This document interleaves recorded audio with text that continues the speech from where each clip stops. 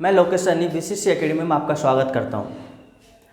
हम जो फिजिक्स की जो लास्ट क्लास जो पढ़ रहे थे गति के नियम, उन गति के नियमों को हम आगे बढ़ाते हैं और आज हम जो स्टार्ट करेंगे वो करेंगे गति के समीकरण। मैं आपको एक बात कहना चाहता हूं, आप थोड़ा इस पर गौर करना। देखो, हम इतनी मेहनत आपके लिए करते हैं, हमको सिर्फ आपसे कुछ नहीं चाहिए। एक कहते हैं कि सब्सक्राइब कर दो, शेयर कर दो और वीडियो को अगर आपको अच्छी लगे तो इसको लाइक कर दो। अपना कुछ नहीं जाता अपने शेयर वगैरह करने में, सब्सक्राइब वगैरह करने में।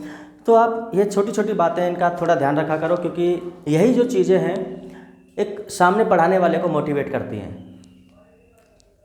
अगर आपको कोई भी प्रॉब्लम हो वीडियो से संबंधित तो आप हमारे को बताएं, हम आपको सॉल्यूशन आपको देंगे। आप जैसा कहोगे वैसा हम पढ़ाने की कोशिश करेंगे, आपको चीज़ों को, टॉपिक को वहीं से समझाने की कोशिश करेंगे। आप जिस सब्जेक्ट के बारे में बोलोगे हम वो स्टार्ट करवाएंगे आपके लिए। लेकिन आप अपना भी हेल्प, जो सहयोग है वो बनाए रखें, लोगों तक ज़्यादा से ज़्यादा इस चीज़ को पहुंचाएं, शेयर करें। तो देखो, हम जो गति के जो नियम जो पढ़ रहे थे वो गति के नियम हम लास्ट क्लास में कंप्लीट पढ़ चुके हैं। आज हम जो पढ़ने वाले हैं वो पढ़ेंगे हम गति के समीकरण। और गति के समीकरण हमारे होते कितने हैं? 3। आप सब जानते हो, आपने 9th क्लास में, 8th क्लास में, 10th क्लास में आपने अच्छे से पढ़ा होगा। अब प्रॉब्लम ये है कि सर पढ़ाई होता तो हम वापस क्यों पढ़ते, आपसे क्यों पढ़ते? ठीक है, लेकिन फिर भी पढ़ा तो है ही आपने। बस प्रॉब्लम इतनी सी कि आपने वहाँ पर जो अपने को पढ़ना चाहिए वो आपने पढ़ा नहीं, बस फालतू की जो काम करते हैं वो करते हैं। हर एक एग्ज़ाम के लिए ये जो टॉपिक्स हैं इम्पोर्टेंट हैं। हमारे को पूरी फिजिक्स नहीं पढ़नी होती, क्वेश्चन से जहाँ से निकल के आते हैं हमारे को वो टॉपिक्स करने होते हैं, और वो टॉपिक्स मैं आपको करवा दूंगा सारे के सारे। पहले हम कंप्लीट फिजिक्स कर लेंगे, फिर बायोलॉजी कर लेंगे, फिर जो भी होगा अगला वो अपन कंप्लीट कर लेंगे। तो आपको ये सारी चीज़ें डिटेल से पढ़नी है। इनके जो मैं जिस तरीके से करवा रहा हूँ वो क्वेश्चंस मैं वही से करवाता हूँ जहाँ से आपको एग्जाम्स में आए हुए क्वेश्चंस हैं। यहाँ पढ़ने के बाद में आप 95% या 90%, मैं 100% नहीं कहता किसी भी चीज़ के बारे में, लेकिन 90% आप क्वेश्चंस यहाँ से सॉल्व कर सकते हो आप। अगर आपको विश्वास नहीं है तो लास्ट की जो 3 वीडियो हैं आप उनको देखो पहले। देखने के बाद में आपको अपने आप विश्वास हो जाएगा कि चीज़ें क्या होती हैं, कैसे पढ़ाया जाता है, कैसे अपन पढ़ते हैं। तो आज हम जो पढ़ने जा रहे हैं वो पढ़ने जा रहे हैं गति के समीकरण। छोटी क्लासों में हम अच्छे से पढ़ते हैं कि गति के जो समीकरण हैं वो कितने होते हैं? 3 होते हैं। उन 3 समीकरणों को पढ़ने से पहले अपन एक छोटी सी बात यहाँ पर करते हैं, और वो बात क्या करते हैं देखो समझना, कि यदि कोई वस्तु है और वो वस्तु प्रारंभ होती है, चलना प्रारंभ करती है, तो जब चलना प्रारंभ करेगी तो उसका कोई ना कोई प्रारंभिक वेग होगा कि नहीं होगा? हाँ सर होगा, प्रारंभिक वेग। और उस प्रारंभिक वेग को अपन कहते हैं u। प्रारंभिक वेग को अपन क्या कहते हैं? u। जब कोई वस्तु चलना प्रारंभ करती है तो उसे अपन किस नाम से जानते हैं? प्रारंभिक वेग। उसे अपन किससे डिनोट करते हैं? u से। t समय पश्चात, और समय को अपन यहाँ पे किस में ले रहे हैं? सेकंड में। t समय पश्चात उस वस्तु का जो वेग है उसे अपन कहेंगे अंतिम वेग। किस नाम से जानेंगे? अंतिम वेग। और इसे अपन डिनोट करेंगे v से। प्रारंभिक वेग u से, अंतिम वेग v से, टाइम क्या हो गया? t, समय सेकंड। अब जब अपन ने देखो ये चीज़ें होती है समझने की। अब मैं सीधा ये बोलूँगा कि वेग में परिवर्तन की दर किसे कहते हैं? अपन त्वरण को कहते हैं। वेग में परिवर्तन त्वरण कहलाता है। कैसे आया? लास्ट वीडियो को देखो आप, पहली दूसरी वीडियो को अच्छे से देखो आप, आपको अच्छे से समझ में आ जाएगा। तो यहाँ पर जो प्रारंभिक वेग u था और अंतिम वेग v है, कितने समय में? t समय में। इसका मतलब है यहाँ पर किस में परिवर्तन हो रहा है? वेग में। तो मैं यहाँ लिख दूंगा वेग में परिवर्तन हुआ है। और इस वेग में परिवर्तन को अपन किस नाम से जानते हैं? त्वरण के नाम से जानते हैं। किस नाम से जानते हैं? त्वरण के नाम से इसको अपन जानते हैं। अब जब कोई भी वस्तु जब दूरी तय करती है तो दूरी तय करेगी तो वहाँ पे विस्थापन भी आएगा। 2 बिंदुओं के बीच की न्यूनतम दूरी को अपन किस नाम से जानते हैं? विस्थापन के नाम से जानते हैं। तो ये 2 बिंदु हैं u और v, तो यहाँ पर s आ जाएगा अपने पास विस्थापन। s क्या आ जाएगा? विस्थापन। और इसे भी हम किस में दर्शाते हैं? मीटर में। तो यहाँ पर आपको 5 राशियाँ देखने को मिल रही हैं, और 5 राशियाँ कौन कौन सी हैं मैं आपको बता देता हूँ। सबसे पहले u, जिसे अपन किस नाम से जानते हैं, प्रारंभिक वेग से, v अंतिम वेग, t समय, a हो गया त्वरण और s हो गया विस्थापन। 1 2 3 4 5, इन 5 के अलावा आपको कोई भी चीज़ देखने को नहीं मिल रही और इन 5 से ही बनेंगे कौन, गति के समीकरण। अब वो गति के समीकरण कौन कौन से होते हैं, अब इनके बारे में देखते हैं। तो गति का जो पहला समीकरण है वो होता है v बराबर u प्लस at। गति का पहला समीकरण क्या है, v बराबर u प्लस at। गति का जो दूसरा समीकरण है s बराबर u plus half at square. s बराबर ut plus half at square. ये गति का कौन सा समीकरण है, गति का दूसरा समीकरण है। अब हम बात करते हैं किसकी, गति के तीसरे समीकरण की, वह है v स्क्वायर बराबर u स्क्वायर प्लस 2as। तो गति के कितने समीकरण हो गए अपने पास, यहाँ पर 3 समीकरण हो गए और इन 3 समीकरण के बारे में अपन पूरा डिटेल से पढ़ेंगे। तो आप यहाँ तक एक बार स्क्रीनशॉट ले लो इसका।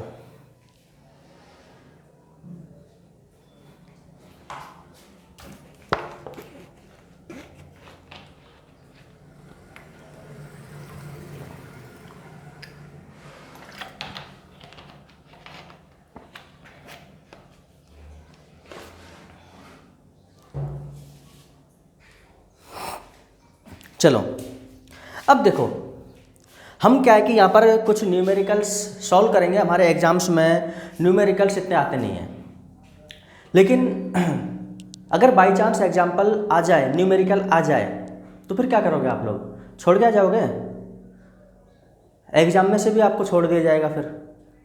तो जितना आपको करवाया जा रहा है ना, आपको तो उससे ज़्यादा पढ़ना है उल्टा। ये आपके लिए सफिशिएंट नहीं है, ये सिर्फ आपको समझाया जाता है कि आपको किताबें समझ में आ जाए। पहले आप ये पढ़ो, जब आपका ये पूरा क्लियर हो जाए, इसके ऊपर क्वेश्चंस करो। क्वेश्चंस में आपको बहुत सारी नई चीज़ें मिलती हैं, आप उनको अपनी कॉपी में नोट करो, तब जाके चीज़ें तैयार होती हैं और आपका जो सपना है वो साकार हो पाएगा। अगर आपको ये लगता है कि हम ऐसे छोटी मोटी एग्ज़ाम्स में कर सकते हैं अपनी तैयारी अच्छे से, भूल जाओ ये सारी चीज़ें। गए वो ज़माने जब आपसे पूछता था गति का पहला समीकरण क्या है, गति का दूसरा समीकरण क्या है, आजकल नहीं पूछता। क्वेश्चंस कैसे आते हैं, न्यूमेरिकल्स बेस्ड क्वेश्चन आते हैं गति के समीकरणों से, वो आज हम आपको सिखाएंगे। तो गति के जब समीकरण से अपन जब न्यूमेरिकल्स पढ़ते हैं तो उसके लिए कुछ ना कुछ नियम होता है। और वहाँ पर क्या होता है कि जैसे मैं आपसे बोलूँ कि जब कोई वस्तु मुक्त अवस्था में ऊपर से गिराई जाती है, ये कोई वस्तु है मुक्त अवस्था में, मैंने ऊपर से इसको गिराया नीचे, तो क्या, तो इसका प्रारंभिक वेग जो होता है वो 0 होता है। भाई शुरुआत तो मेरे हाथ में है ना, अब बताओ इसका वेग कितना है, 0 है ना। तो किसी वस्तु को, तो ये आपको क्वेश्चन को समझ के आपको करना पड़ेगा।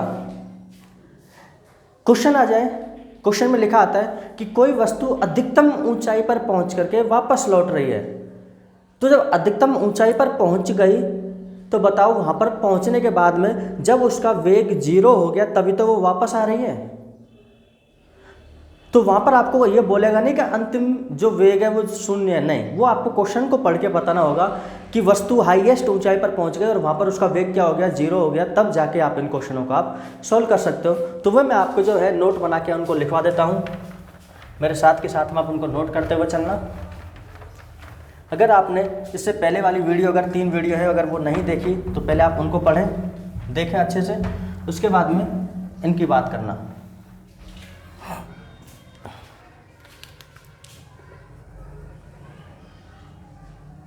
नोट में, जब वस्तु को मुक्त रूप से गिराया जाता है तो वस्तु का प्रारंभिक वेग 0 होगा।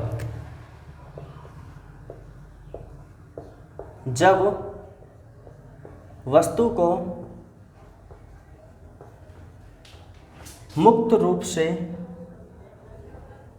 गिराया जाता है तो वस्तु का प्रारंभिक वेग 0 होगा। मेरी बात समझ में आ गई कि जैसे मैंने इस मार्कर को छत से गिराया, तो जब गिराता हूँ उससे पहले क्या इसका कोई वेग है क्या? नहीं है ना। तो जब वस्तु को मुक्त रूप से गिराया जाता है तो उसका प्रारंभिक वेग क्या होगा? 0 होगा। इसी प्रकार दूसरा नोट कि जब वस्तु को हम ऊर्ध्वाधर दिशा में ऊपर या नीचे की ओर गति करें तो उसका जो गुरुत्वीय त्वरण होता है वो गुरुत्वीय त्वरण के बराबर होता है। अब मैंने क्या बोल दिया, आपको समझ ही नहीं आया? देखो, जब किसी भी वस्तु को नीचे से ऊपर या ऊपर से नीचे, ऊर्ध्वाधर ऊपर से नीचे, नीचे से ऊपर जब हम गति करवाते हैं तो उसका जो त्वरण होता है, भाई अपन जानते हैं कि जब कोई वस्तु नीचे से ऊपर जाएगी, ऊपर से नीचे आएगी, तो वेग में क्या हो रहा है? परिवर्तन। और जब वेग में परिवर्तन हो रहा है तो वहाँ पे त्वरण भी आएगा। तो जब वस्तु ऊपर नीचे जब गति करती है तो पृथ्वी का एक आकर्षण लगता है, जिसे अपन किस नाम से जानते हैं? गुरुत्वीय त्वरण के नाम से। तो वहाँ पर जो त्वरण जो A है, वो त्वरण A है जो बराबर हो जाएगा किसके? गुरुत्वीय त्वरण के, जब वस्तु ऊपर से नीचे गति करती है या नीचे से ऊपर गति करती है। मैं आपको लिखवा देता हूँ इसको। देखो, जब वस्तु ऊर्ध्वाधर दिशा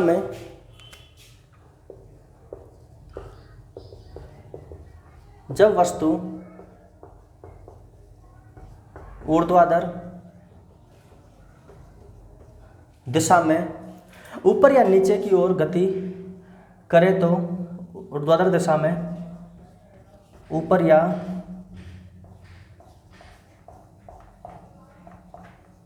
नीचे की ओर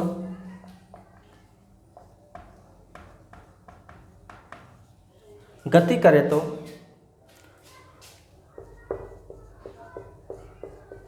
तो इसका जो त्वरण A जो होगा, तो त्वरण गुरुत्वीय त्वरण G के बराबर होता है।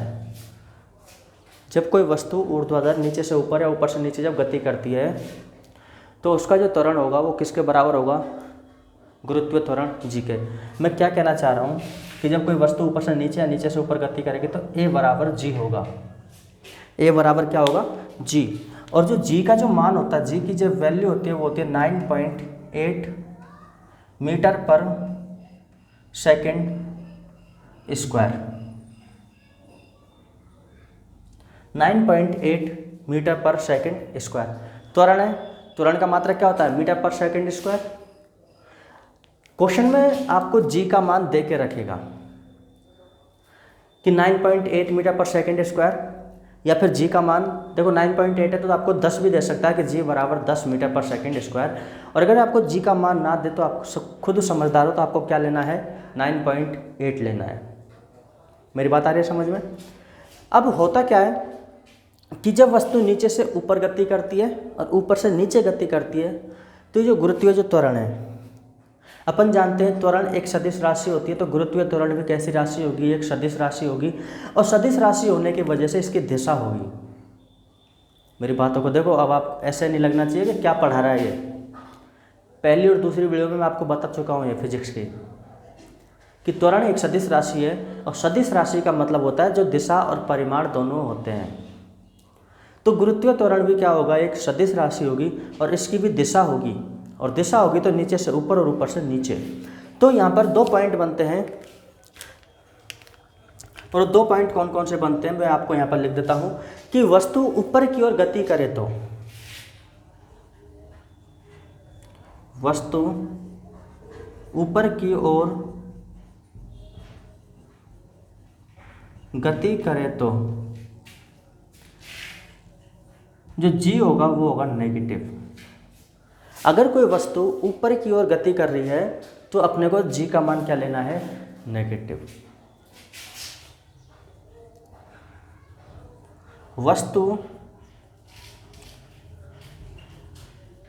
नीचे की ओर गति करे तो जी का मान अपने को लेना है पॉजिटिव, धनात्मक। यहाँ तक समझ में आ रहा है ना आपको?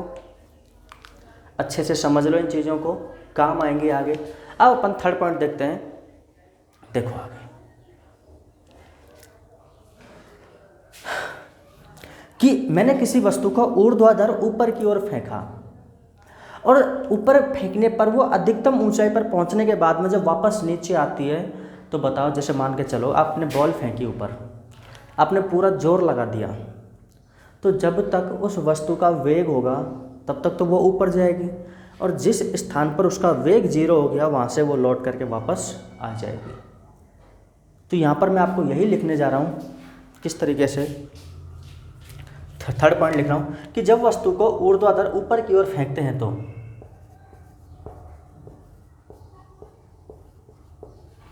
जब वस्तु को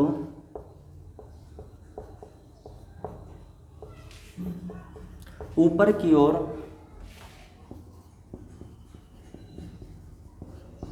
ऊर्ध्वाधर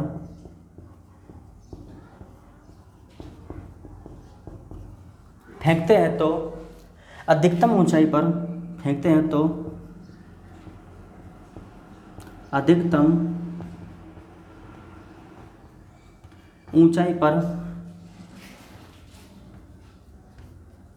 वस्तु का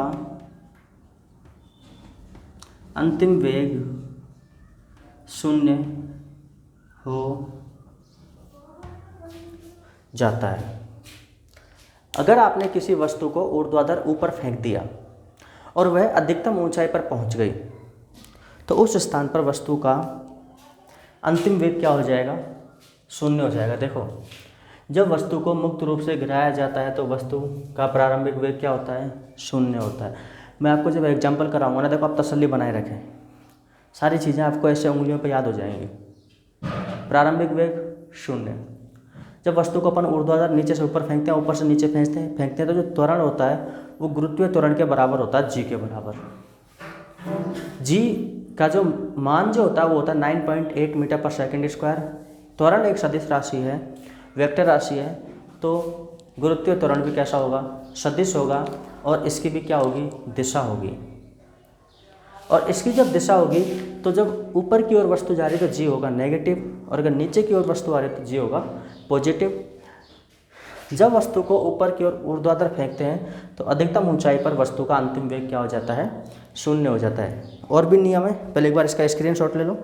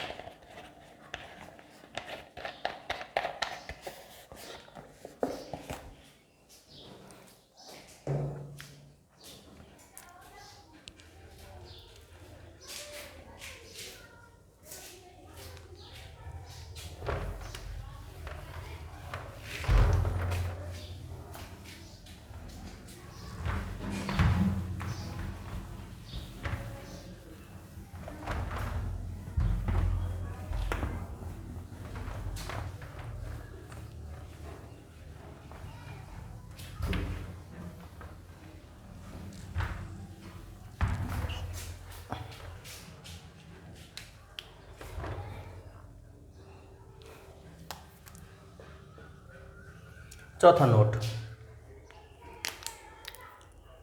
देखो, ये जो फोर्थ जो नोट है ये RAS में आया हुआ जो क्वेश्चन है वही मैं आपको बता रहा हूँ कि यदि हम आदर्श परिस्थिति ले लें। अब ये आदर्श परिस्थिति क्या होता है कि जब वस्तु को हम नीचे से ऊपर या ऊपर से जब नीचे फेंकते हैं, नीचे ऊपर से जब वस्तु को हम जब नीचे फेंकते हैं तो वायु का जो घर्षण जो बल है, वायु का जो अपन कह सकते हैं जो प्रतिकर्षण है, वायु का जो प्रतिरोध है, भाई जब वस्तु को अपन ऊपर से नीचे फेंकेंगे तो वायु भी तो उस पर दबाव लगाएगी। तो यदि हम वायु के उस दबाव को, उस प्रतिरोध को यदि हम नगण्य मान लें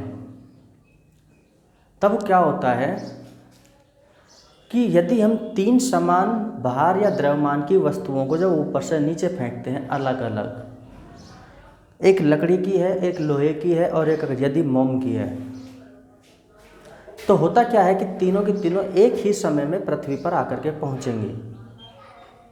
कब? जब हम वायु का जो प्रतिरोध है उसको क्या मान लें? नगण्य मान लें।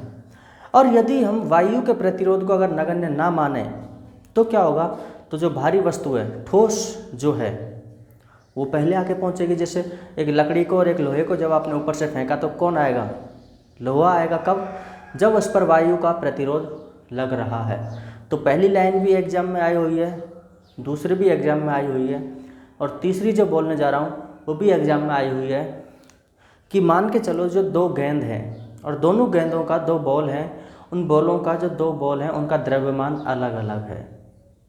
और जब दो बॉलों का जब द्रव्यमान अलग अलग है तो बता उनमें से पृथ्वी पर पहले कौन सी आकर के पहुंचेगी?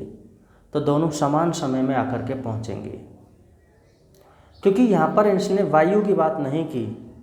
और अगर वायु की बात नहीं की इसका मतलब है वायु का प्रतिरोध तो लग ही नहीं रहा, और जब वायु का प्रतिरोध नहीं लग रहा तो दोनों वस्तुएं के समान समय में पृथ्वी पर आकर के पहुंचती हैं। तो मैं आपको इनको लिखवा देता हूं। ये तीनों के तीनों एग्जाम में आए हुए क्वेश्चंस हैं।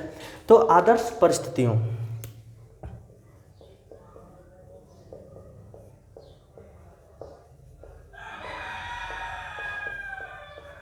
आदर्श परिस्थितियों, इसका मतलब आदर्श परिस्थितियों में कब? जो वायु का जो प्रतिरोध है उसको क्या मानने पर? नगण्य मानते हुए।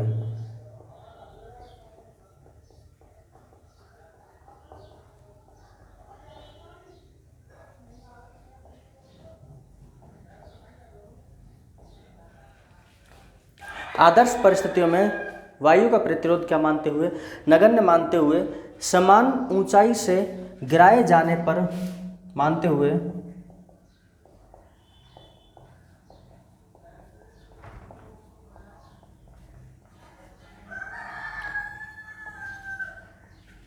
समान ऊंचाई से गिराए जाने पर लकड़ी, लोहे एवं मोम के समान आकार के, लकड़ी, लोहे एवं मोम के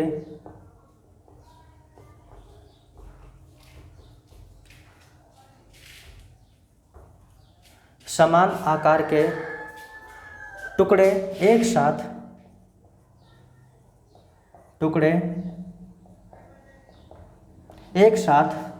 पृथ्वी की सतह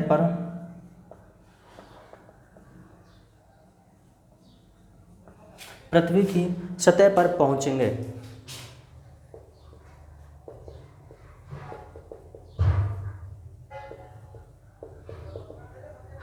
पृथ्वी की सतह पर पहुंचेंगे क्योंकि जो पृथ्वी का जो गुरुत्वीय त्वरण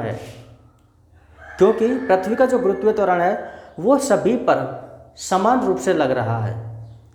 क्योंकि सब पर गुरुत्वीय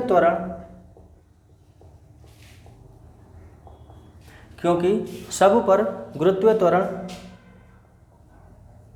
समान रूप से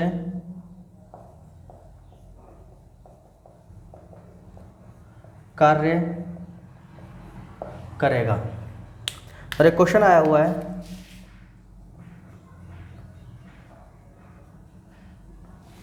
RAS 1992 में, तो एक बार देखो, इसको पढ़ो एक बार आप।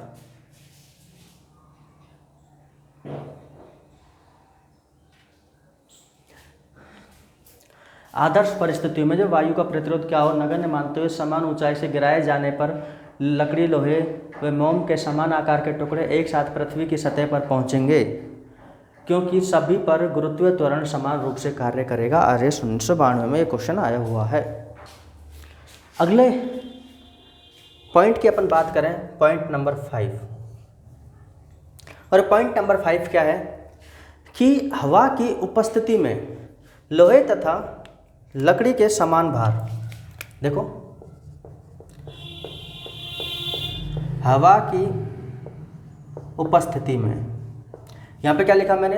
अनुपस्थिति में। यहाँ पे क्या है? उपस्थिति में। तो हवा की उपस्थिति में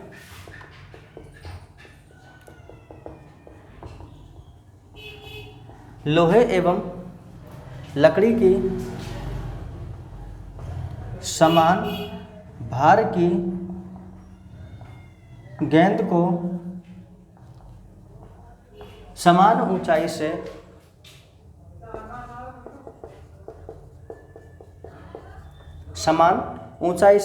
गिराने पर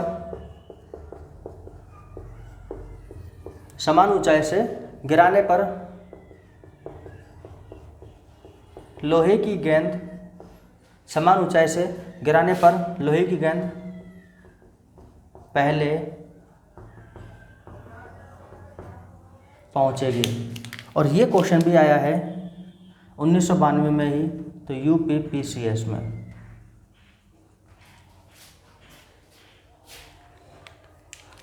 अनुपस्थिति में तो सारी की सारी वस्तुएं समान समय में पहुंचेंगी, लेकिन वायु की उपस्थिति में जो लोहे की होगी अपन जानते हैं वो पहले पहुंचेगी। एक बार वापस आप इसको एक बार पढ़ के देखो।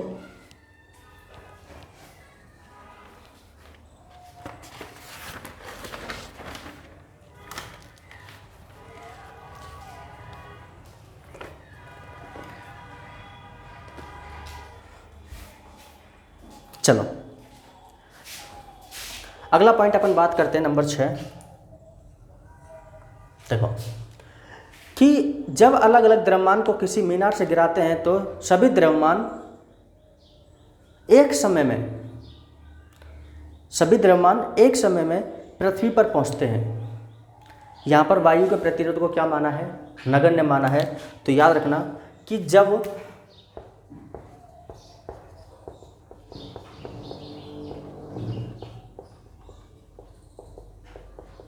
अलग अलग द्रव्यमानों को किसी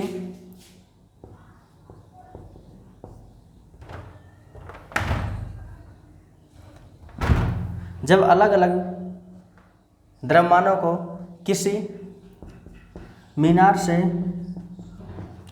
गिराते हैं तो सभी द्रव्यमान समान समय में ही पृथ्वी पर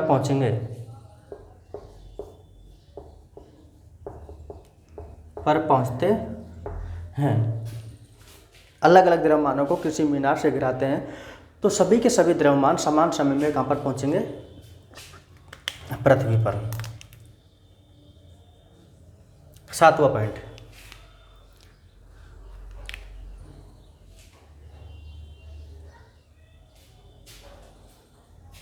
चलो देखो 7वां पॉइंट मैं आपको समझाता हूँ। मैंने आपको बोला कि कोई कार विराम अवस्था से चलना प्रारंभ करती है, तो जैसे ही विराम अवस्था मतलब प्रारंभिक वेग क्या होगा? 0 होगा। बस यही तो लिखाना है। तो देखो मैं क्या लिखा रहा हूँ कि कोई कार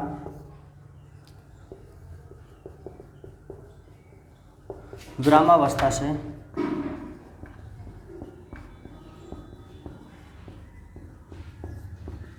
चलना प्रारंभ करती है तो प्रारंभिक वेग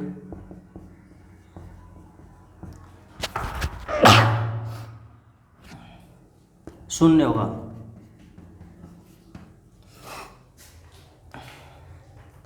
यदि कोई कार विरामावस्था से चलना प्रारंभ करती है तो उसका प्रारंभिक वेग क्या होगा? 0 होगा।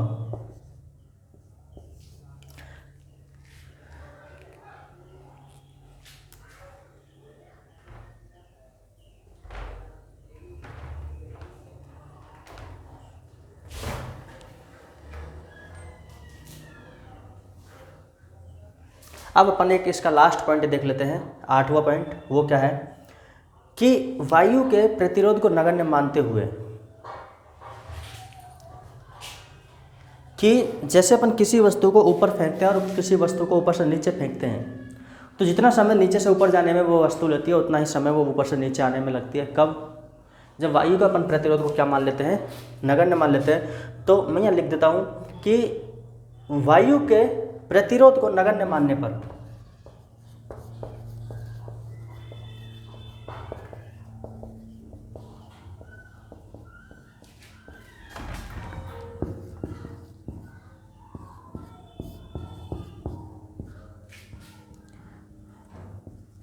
वायु के प्रतिरोध को नगण्य मानने पर जब कोई वस्तु जितना समय ऊपर जाने में लेती है उतना ही समय नीचे आने में लेती है, तो वायु के प्रतिरोध को नगण्य मानने पर वस्तु को ऊपर जाने में जितना समय लगता है मानने पर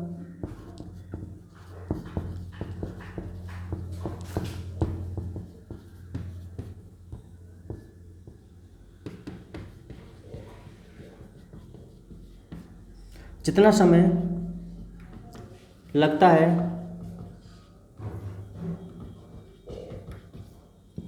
उतना ही समय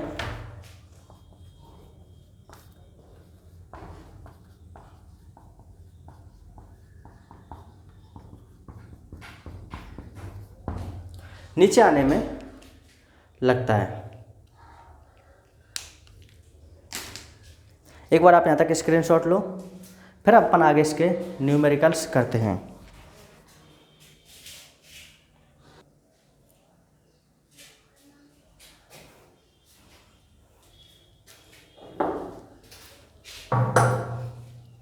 चलो, ये आपको अच्छे से समझ में आ गया, आपने काफ़ी पढ़ लिया, इनको समझ में भी आ गए होंगे। अब हम जो गति के जो समीकरण हैं इनके न्यूमेरिकल करते हैं।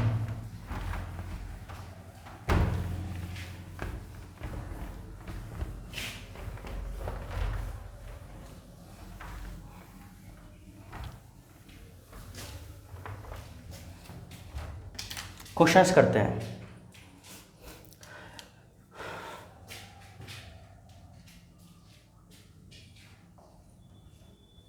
मैं पहला क्वेश्चन लिख रहा हूं, समझना।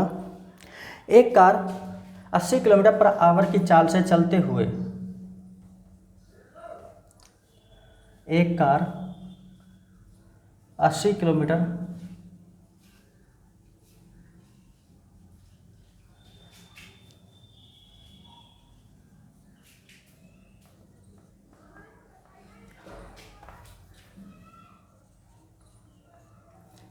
एक कार 80 किलोमीटर पर आवर की चाल से चलते हुए ब्रेक लगाने पर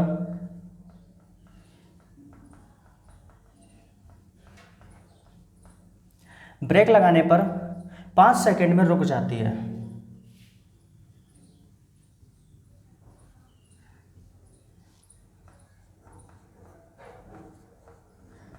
पाँच सेकंड में रुक जाती है तो कार में उत्पन्न त्वरण बताएं।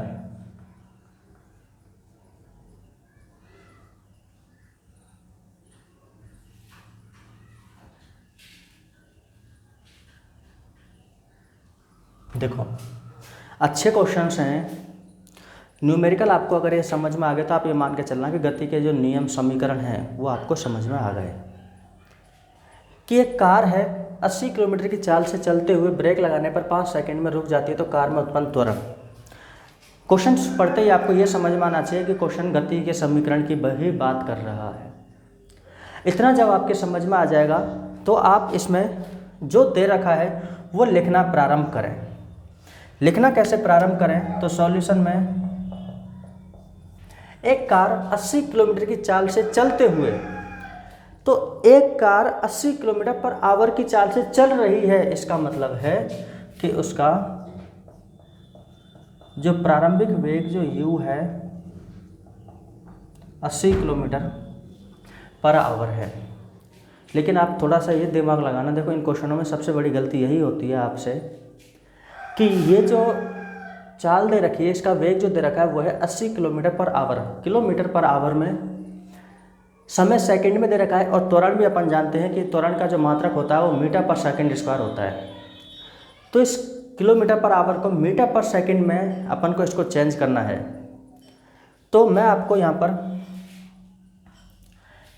एक नोट में लिखवा देता हूँ, हल्का सा थोड़ा सा साइड में आपको दिख रहा होगा कि किलोमीटर पर आवर को जब अपन मीटर पर सेकंड में चेंज करते हैं, किलोमीटर पर आवर को किस में, मीटर पर सेकंड में चेंज करते हैं, तो 5/18 का गुणा करते हैं। किसका गुणा करते हैं? 5/18 का। किस में? जिसको चेंज कर रहे हैं उसमें। और अगर आप मीटर पर सेकंड को किलोमीटर पर आवर में चेंज करते हैं तो 18/5 का गुणा करते हैं इस तरीके से। मैं यहाँ पर आपको समझा रहा हूँ। ये 80 किलोमीटर पर आवर है। इस किलोमीटर पर आवर को मीटर पर सेकंड में चेंज करना तो किसका गुणा करेंगे? 5/18 का। और जब आप इसका मल्टीप्लाई करोगे 80 गुणा 5/18 तो 2 से कट जाएगा, ये 9 बार 40, 4 पंजे मतलब 200 मीटर पर सेकंड। 200/9 मीटर पर सेकंड ये अपना आ चुका है। प्रारंभिक वेग इसको अपने सॉल्व कर लिया। ब्रेक लगाने पर 5 सेकंड में रुक जाती है।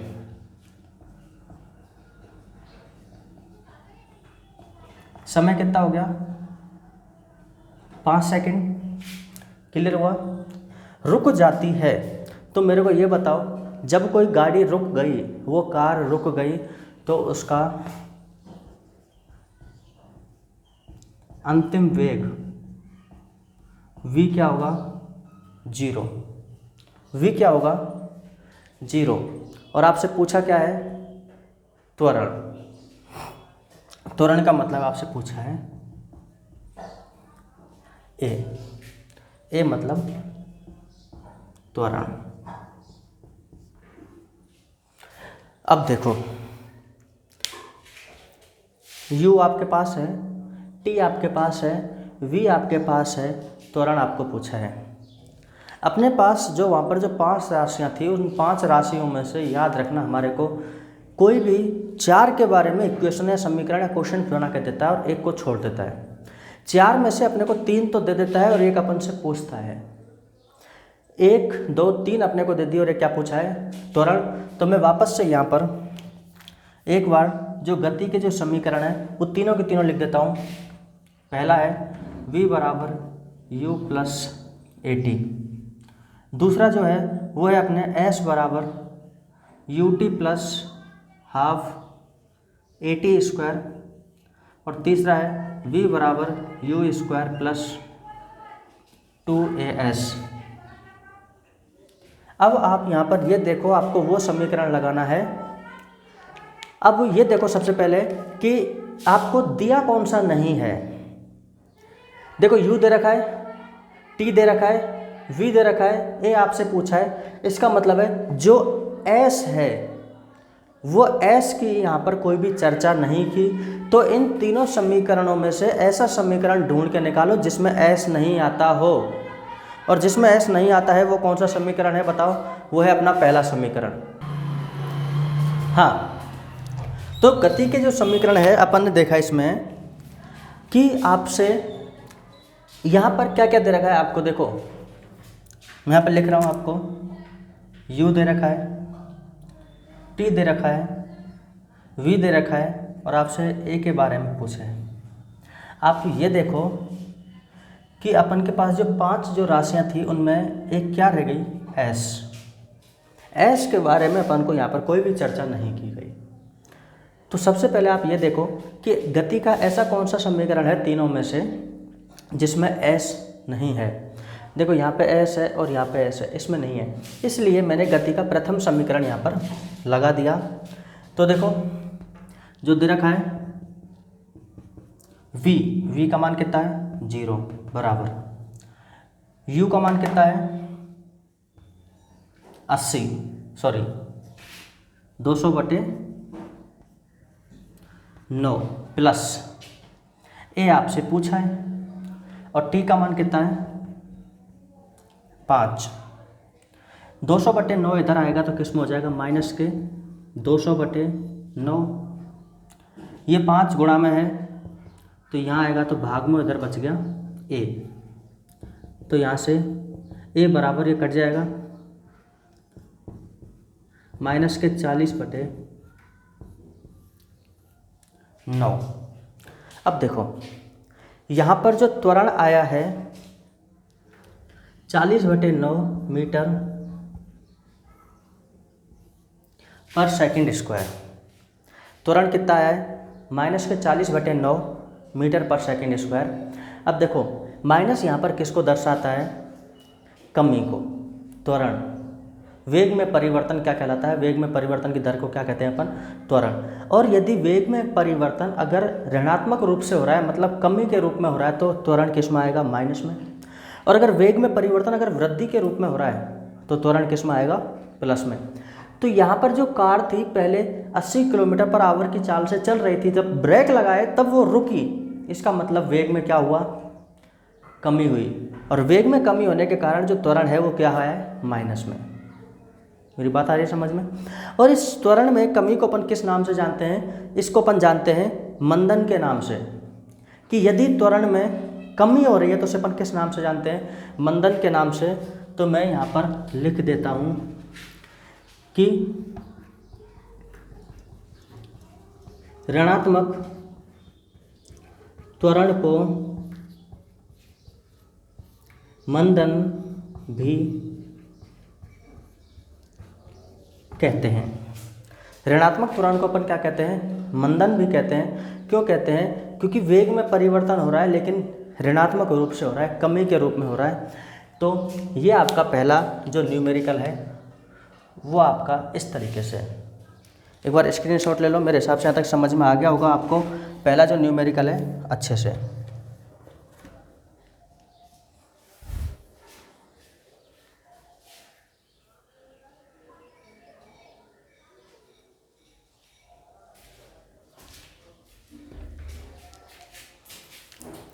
अब हम इसी प्रकार बात करते हैं question number second. Question number second कि एक वस्तु को किसी मीनार से मुक्त रूप से गिराते हैं। एक वस्तु को किसी मीनार से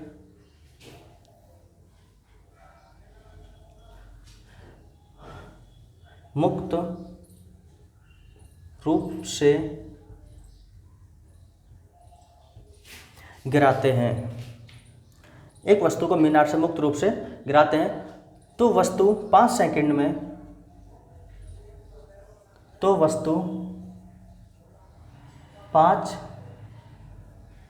सेकंड में पृथ्वी की सतह पर पहुंचती है।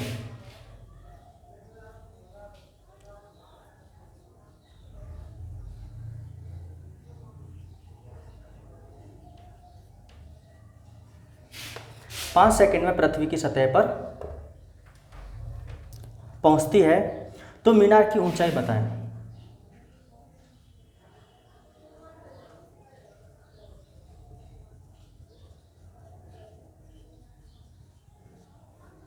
और आपको यहाँ पर दे दिया g बराबर 10 मीटर पर सेकंड स्क्वायर। आपको g की वैल्यू क्या दे दी, 10 मीटर पर सेकंड स्क्वायर। चलो देखो, कोई वस्तु है गिराई जा रही है, 5 सेकंड में पृथ्वी की सतह पर पहुंच रही है जी।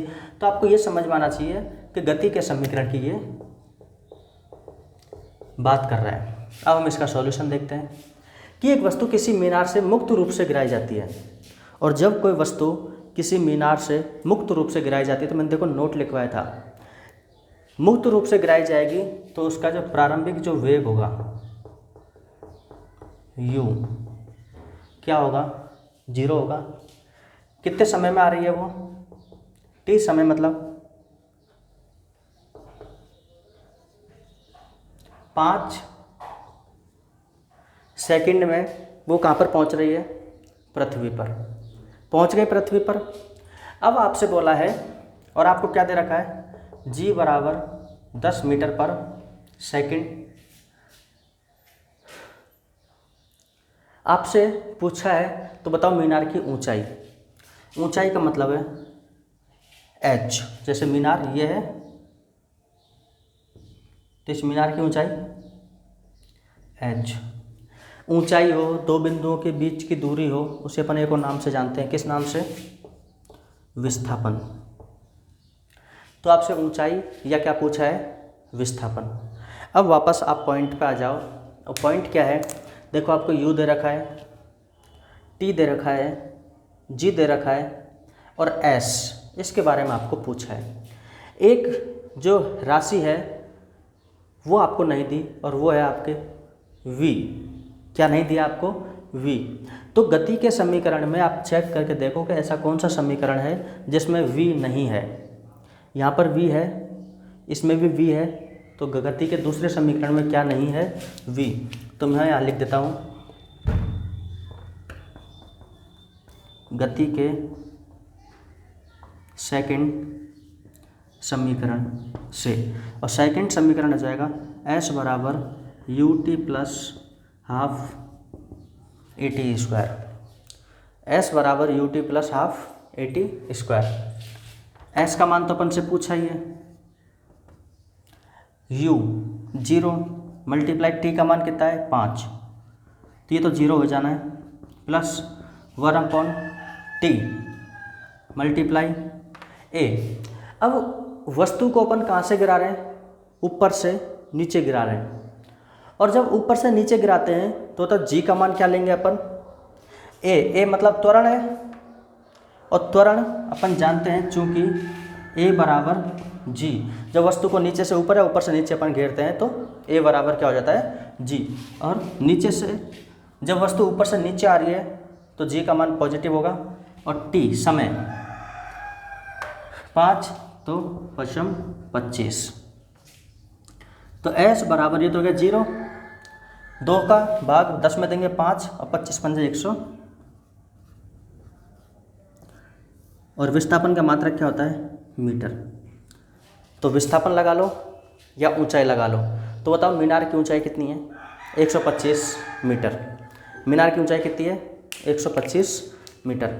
आपको समझ आया यहाँ तक? एक बार आप इनका स्क्रीनशॉट ले लो, फिर मैं मिटा के और आगे और न्यूमेरिकल्स कराऊंगा।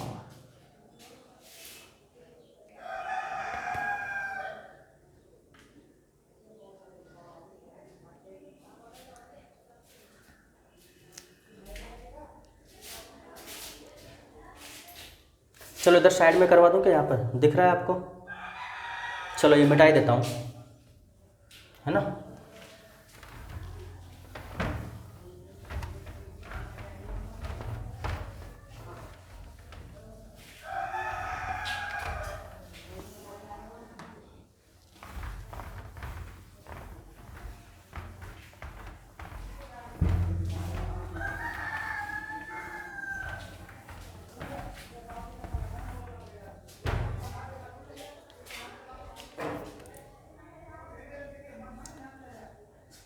क्वेश्चन नंबर 3 की अपन बात करें। एक वस्तु 10 मीटर प्रति सेकंड के वेग से ऊर्ध्वाधर ऊपर फेंकने पर, एक वस्तु को 10 मीटर पर सेकंड के वेग से ऊपर फेंकने पर, एक वस्तु को 10 मीटर पर सेकंड के वेग से ऊपर या ऊर्ध्वाधर ऊपर फेंकने पर, वेग से ऊर्ध्वाधर ऊपर फेंकने पर, एक वस्तु को 10 मीटर पर सेकंड के वेग से ऊर्ध्वाधर ऊपर फेंकने पर वह वस्तु कितनी अधिकतम ऊंचाई प्राप्त करेगी? पर वह वस्तु कितनी अधिकतम ऊंचाई प्राप्त करेगी? और आपको यहाँ पर g बराबर इसका जो मान दे दिया 10 मीटर पर सेकंड स्क्वायर।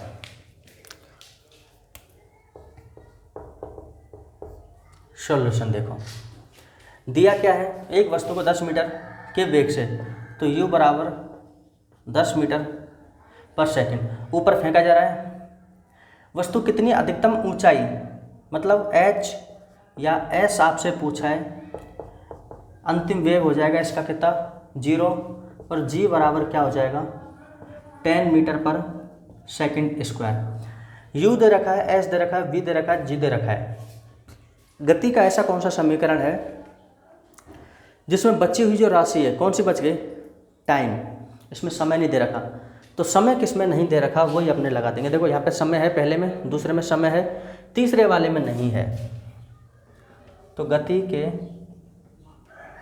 थर्ड समीकरण से वी स्क्वायर बराबर u square plus 2as। V square 0 ही हो जाएगा, ये तो आप जानते हो सब। यू का मान 10 का स्क्वायर प्लस 2। ए का मतलब गुरुत्व त्वरण जी, और ऊपर फेंका जा रहा है तो जी का मान हो जाएगा माइनस में, और एस आपसे पूछा है तो 0 ये हो जाएगा 100, माइनस 12 आ जाएगा, 2 गुणा जी का मान 10 गुणा एस, ये उठ के इधर आ जाएगा तो हो जाएगा 20, एस बराबर 100 और एस बराबर 5 मीटर, 20 पंजे 100। तो बताओ वस्तु कितनी ऊंचाई तक जाएगी अधिकतम, वो 5 मीटर की ऊंचाई तक। ये छोटे छोटे क्वेश्चंस थे, ये अपन ने देख लिए। अब देखो यहाँ पर एक और न्यूमेरिकल आता है, और वो अच्छा सा न्यूमेरिकल है, आपके लिए इम्पोर्टेंट है। किस तरीके से, देखो अभी तक अपन ने त्वरण की जब बात की है तो त्वरण अपन ने 2 बिंदुओं के बीच में लिया है पूरा का पूरा। जैसे मान के चलो कि ये ए बिंदु है और ये बी बिंदु है, तो अभी तक अपन ने पूरा का पूरा जो त्वरण या गुरुत्वीय त्वरण जो लिया है वो पूरा का पूरा लिया है, पहले पॉइंट से दूसरे पॉइंट, ऊपर से नीचे या नीचे से ऊपर। अपन ने ऐसा थोड़ी किया है कि मैंने ए से बी तक या ए से डी तक पहुंचने में यहाँ बी लिख दिया हो और यहाँ सी लिख दिया हो। अगर ऐसी स्थिति आ जाती है तो अपने को त्वरण सब में अलग अलग काउंट करना पड़ेगा कि ए से बी तक का त्वरण, बी से सी तक का त्वरण और सी से डी तक का त्वरण।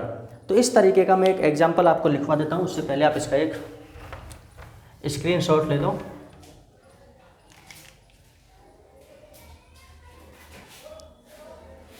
चलो इससे पहले एक मैं नोट लिखवा दूँ आपको, एक नोट लिख लेते हैं।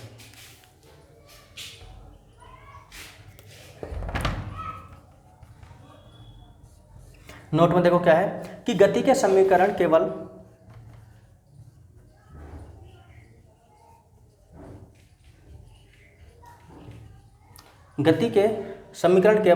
नियत त्वरण के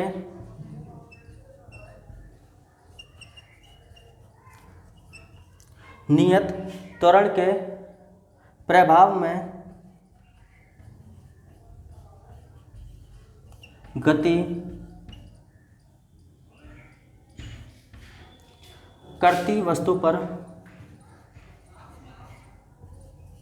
में गति करती वस्तु पर ही लागू,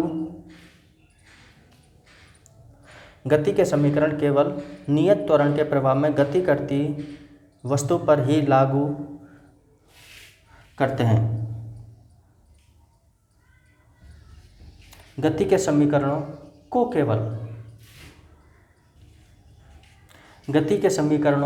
को केवल नियत त्वरण के प्रभाव में गति करती वस्तु पर ही लागू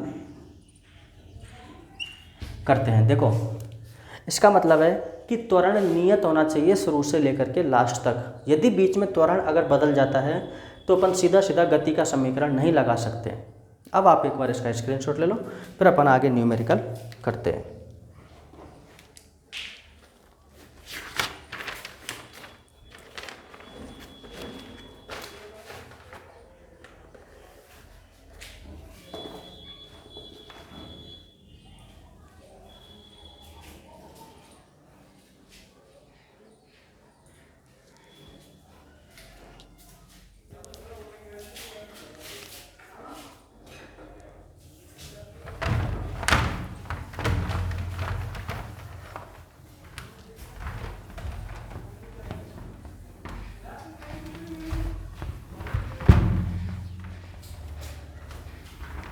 देखो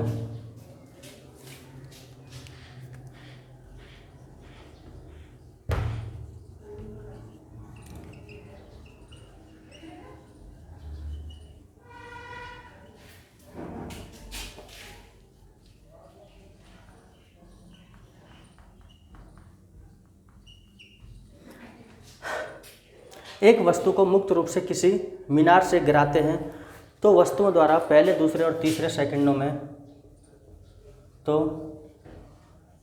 वस्तु द्वारा पहले, दूसरे और तीसरे सेकंडों में तय विस्थापन का अनुपात होता है। तय विस्थापन का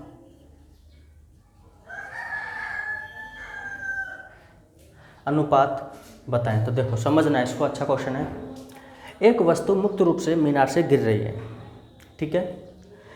तो वस्तु द्वारा, अब देखो पहले, दूसरे और तीसरे सेकंड में, अब मान के चलो मैं यहाँ से लेकर के यहाँ तक 3 सेकंड का समय लगता है और मैं बोलता कि 3 सेकंड में विस्थापन बताओ, तो सिंपल अपन कर सकते थे, 3 सेकंड में टाइम हो गया 3 सेकंड। लेकिन इसने क्या बोला, पहले, दूसरे और तीसरे, इन तीनों सेकंड में अलग अलग आपको विस्थापन बताना है। तो एक फॉर्मूला तो ये है कि गति का आप दूसरा समीकरण लगा दो, उसमें सबसे पहले आप 3 सेकंड के लिए विस्थापन निकालो, फिर आप 2 सेकंड के लिए विस्थापन निकालो। पहले आप 3 सेकंड के लिए गति के दूसरे समीकरण से और फिर 2 सेकंड का विस्थापन निकालो, और 3 में से जब 2 वाले विस्थापन को माइनस करोगे तब तीसरे सेकंड का विस्थापन आ जाएगा, नंबर 1। फिर आपने देखो दूसरे तक का तो निकाल ही रखा है, फिर आप 1 सेकंड के लिए विस्थापन निकालोगे, फिर 2 में से आप 1 वाले को माइनस करोगे, तब जाके आपके पास ये दूसरे सेकंड का विस्थापन आ जाएगा और 1 का सेकंड का आपके पास रहेगा ही इस वाले का। फिर आप इनका अनुपात बता देना क्या होगा। अब इसको सॉल्व करने के लिए अपन सीधा अगर पहले, दूसरे और तीसरे इस तरीके से आ जाए तो समांतर श्रेणी आपने पढ़ी होगी, वहीं से एक फॉर्मूला निकल के आता है कि nवें सेकंड में तय विस्थापन, सीधे nवें सेकंड में तय विस्थापन, और nवें सेकंड में तय विस्थापन जो होता है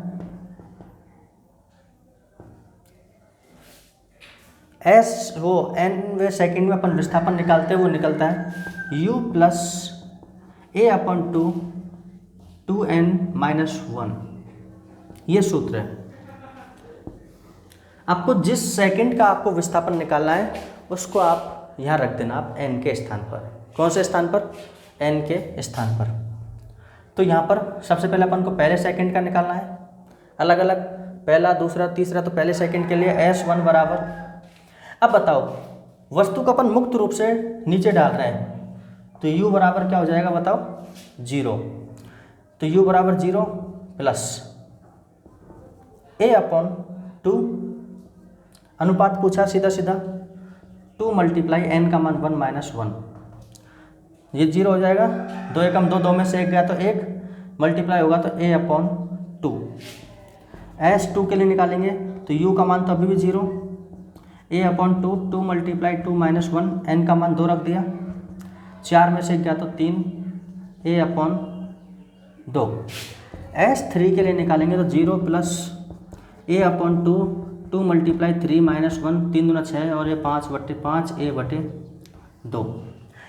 ये 1, 2 और 3वें सेकंड के लिए विस्थापन आ गया। आपसे पूछा है अनुपात, a/2, a/2, a/2 कट जाएगा तो अनुपात आ जाएगा 1:3:5। तो बताओ पहले, दूसरे और तीसरे सेकंड में विस्थापन का अनुपात कितना आ जाएगा? 1:2:3। क्वेश्चन अगर समझ में आ गया हो तो अच्छी बात है, नहीं आया हो तो आप इसको छोड़ भी सकते हो, ठीक है। तो क्लास आपको कैसी लगी?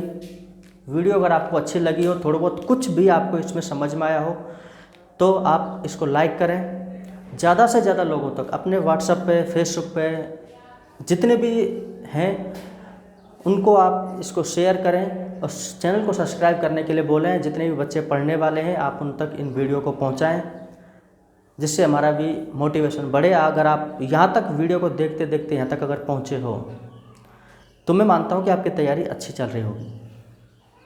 और जब क्वेश्चन करोगे तब आपको अपने आप ही पता चल जाएगा कि हाँ, कि जो हमारे को पढ़ाया गया है वो कहीं ना कहीं हमारे काम का है और आगे हमारे किसी ना किसी एग्ज़ाम में यहाँ से क्वेश्चंस निकल के आएंगे।